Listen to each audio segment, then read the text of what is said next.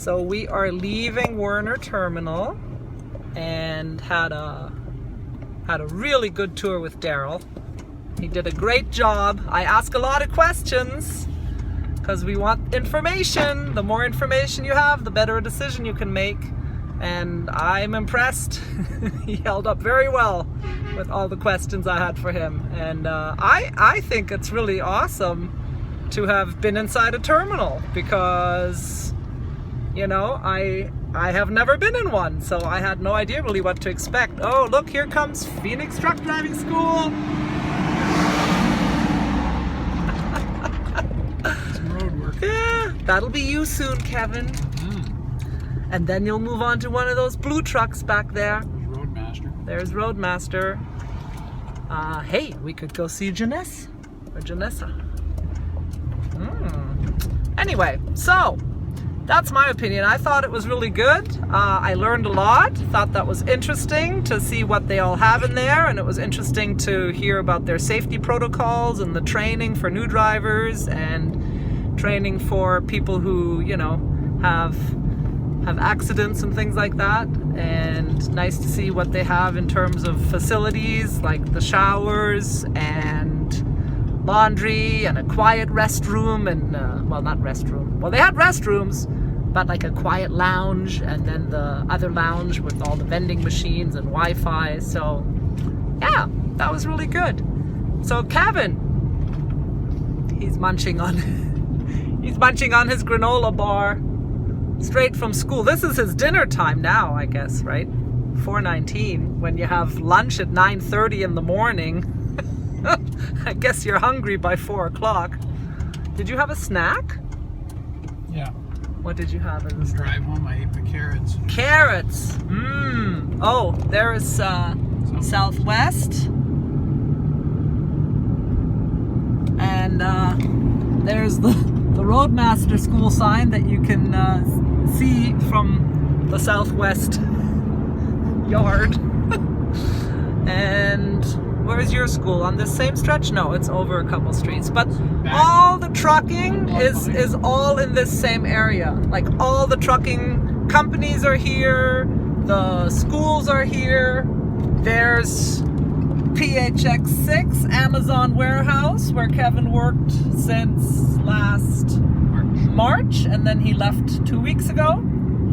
So he's got the same commute every morning because it's all here in the same neighborhood. So anyway, Kevin, what did you think of your tour at Werner Enterprises? Well, the terminal is not really for moving freight. It's he called it more of a training center. So basically they set aside a lot of space for training, education, induction. They call it the welcome experience. Is this a brainwashing? You go through 3 or 4 days of paperwork and learning the ropes and the rules and so on, and then they get you in a truck with a trainer, which they call leader. But what Tanya was saying was this guy wants to change lanes real bad. Oh, and there's construction merging. That's why. So if somebody has an accident, they go back there for a little re-education and learning skills that maybe they're a little rusty on. And it's also a place where drivers can stop if they, are shutting down for their 10 hours and on their way through town. They can go in there and park and spend the night and do some laundry and so on. They don't have a kitchen, but they have a food truck that comes around 5 times a day. There's not a lot of restaurants in this immediate area, so if you just park in your truck here for the night, you're not really going to be able to walk across the street and get a meal or something. Right.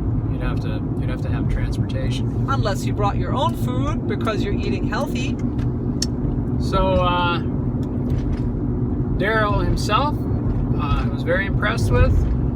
Nice guy. He's got his stuff together. They have a lot of safety managers who do the training. So like 6 offices. We met 3 of them. Right, and the drug tests. They can do their own drug tests there, so you don't have to go to a facility or a doctor or whatever. And, it'll only takes like an hour there. And they do maintenance there, so there's quite a few bays. There's trucks being worked on.